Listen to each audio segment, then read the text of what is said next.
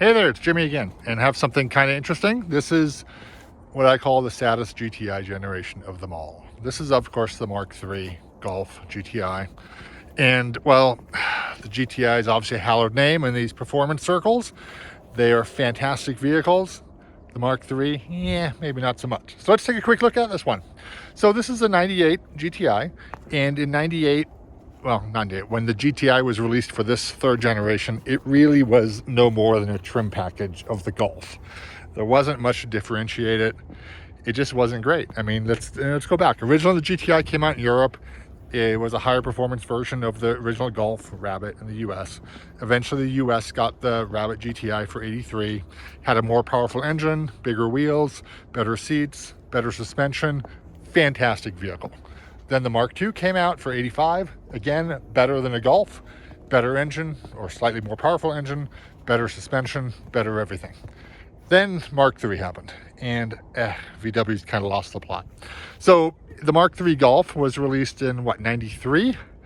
Made in Mexico, and was saddled with this engine. The VW 2.0, I apologize. It's a cross-flow cylinder head. I believe it put out no more than 115 horsepower, made it to either an automatic or a manual, and even in the GTI, you could get an automatic, which is just kind of heresy, and was the first time that it was offered that way. So, what else was different about it? Well, the GTI got little fog lights in the front. I believe they got the dual cone headlights there. Had these wheels, which were not offered on the regular Golf until I believe later in the run, but these are just 14 inches. Regular Golf had 14s as well. GTI always had an inch larger. So GTI always had 14 inches since the beginning in the US. They just decided to keep it going that way. I don't know why. 15s would have definitely made a difference. At least they're 10 millimeters wider, 195/60 14s in this case, but the world had moved on beyond 14s on a performance car. You had a pretty nice solid body, aircraft style doors, just like the Mark II. It was basically an evolution design-wise, obviously. You did get smoked lenses, which were great, but could be added to any Golf also. This one is a little on the rusty side. They do tend to be that way sometimes. I don't know if that means run away from this. Who knows? But, I don't want to slam it. It wasn't a terrible car. It just wasn't a great GTI. Golfs were cool. Golfs were fun. They were nice to drive. But the GTI part just left something a little lacking. So what else? Let's see. So the engine was the same as the Golf. The taillights were a little different. The headlights were a little different. Interior. Let's open the hatch first. Nothing different back here versus a regular Golf. And like any Golf, tons of space in the back. Very good in that regard. You've got transmission bits here, so maybe something went out in the gearbox in this one. What can you do? I don't know, but nicely trimmed. There would have been a nice parcel shelf here that was held up by these rubber straps that just went up automatically. Made a lot of sense. It was good. Rear seats folded down, which was lovely. Interesting, no headrests on the rear seats. I didn't realize that wasn't a thing back in 98 when this one was released, but apparently it was. So let's look at the inside. This one's pretty picked over. Somebody did take the seats. One of the things that GTI had over the Golf was the fantastic front seats with the bolstering.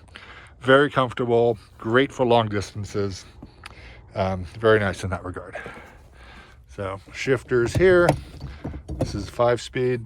An automatic, like I said, was available, which just added to the car's appeal a little bit, but also turned people off from it because what's a GTI without a manual transmission? You also got white face gauges, fairly comprehensive, but nothing too great, just water fuel. I mean, not really comprehensive, I guess, just the normal, right? 6,300 RPM tachometer. Speedometer went to 140. You had the little digital gauges and odometer in there. You got a wheel with red stitching, which was cool. Leather wrapped, I guess. The regular Golf didn't get that. And an airbag in the middle for 98. Another airbag here for the passenger, which was good. Then down here is the glove box. This latch is broken. Mark IIIs were definitely a little on the fragile side. Nothing like the Mark IV, but not the most solid cars, but still kind of cool. Fairly ergonomic design. You have the vents up here, the radio up here, which is nice, kind of like the Mark II. You had lovely manual climate controls, which are great. Central locking, but still manual windows. So it's kind of interesting. Something the Germans did for a while in some cars. Manual windows with power locks. Defroster, AC circulate, or recirculate. Forget what that was for, but it's to control something. On the other side, you have the headlight switch and dimmer for the panel lights. This one does have the optional sunroof, which was always nice in a GTI, but obviously you can get that in a Rabbit as well. In this case, Mark III, they went to an electric versus the manual crank.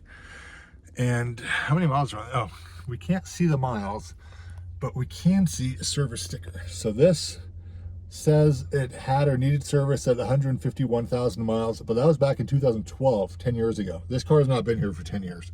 This car has been here for a few months. So I don't know, interesting. I wonder if it's been sitting somewhere for a decade or if it actually had been driven and used further. And could have some pretty massive miles on it. I mean, these engines, Volkswagen engines in general, if maintained, can rack up some serious mileage. So, like I said, the people don't generally take the rear seats, but they do take the front seats because they are very comfortable and a good upgrade for a regular Golf. Let's go wrap around to the other side and take a quick look. Something I want to look at there. This one's been bitten by the rust monster a bit. We're in Wyoming today. And that does happen here. Of course, there's no guarantee this thing was originally a Wyoming market car. Could have come from somewhere further east where they're more aggressive with the salting. And this one, let's look at the floor. Oh yeah, look at this. It's separating at the rocker panel. So the rust has definitely gotten to this one. It's pretty much at the end of its life. But you know, you also got the covered emergency brake lever here with the red stitching, which was nice. But you know what? It's just a trim package, right? It's nothing fancy, nothing different, nothing really different mechanically. And this generation's GTI, even the suspension was, I believe, exactly the same as the Golf. So not tuned for any better handling or anything. Still a capable car. The Golf is, you know, regularly capable car, but just nothing special. Just didn't really have that GTI magic. Obviously that was rectified later for the Generation 4, and then really for Generation 5, 6, 7, and what are we on now? Generation 8. And the GTI is once again a fantastic performance car for a reasonable budget. So anyway, this was the 98 Golf GTI, a great example of the Mark III GTI, which is not the greatest GTI, but still a decent Volkswagen, I guess. But if you liked what you saw, please do hit subscribe and like and notify, and then we'll keep making these videos of cars, trucks, vans from all over the world that we find in the junkyard. Thank you very much. Bye-bye.